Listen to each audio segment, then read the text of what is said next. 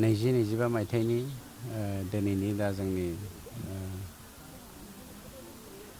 बिटिआरनि बिसायख'थि बे बिसायख'थिखौ आंनि नैबे भट केन्द्रआव आं गिबि होजेनबाय।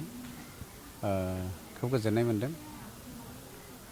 आंहा फोथायनाय दङ रायजो राजानि आशीर्बादा इउपिपिएल दोलोजों दङ, मानगेन्द्र प्रमद बर' बिथांजों दङ आरो जोङो सिंगल लार्जेस्ट पार्टि हिसाबै सरकार दानो थांगासिनो दङ।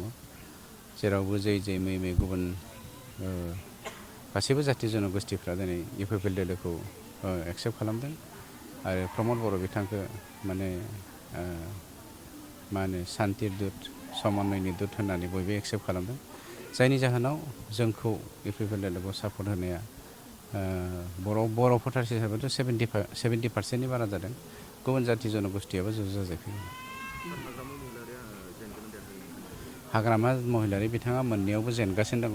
अब्लाबो आं बिथांमोननोबो शुभेच्छा होदों, मानोना बे हिउमेनिटि, ओंखायनो बिथांमोननोबो शुभेच्छा होदों, बिथांमोनाबो देरहाथों।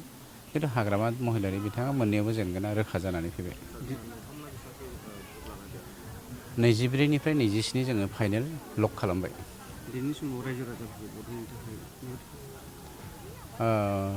रायजो राजाफ्रा मिथिखागौ सान्थिखौ बयबो लुबैदों, गोरोबलायनाय खौसेथि। दिनै बर' हारियानो खौसेथिनि गोनांथि जादों होननानै बयबो मिथिदों।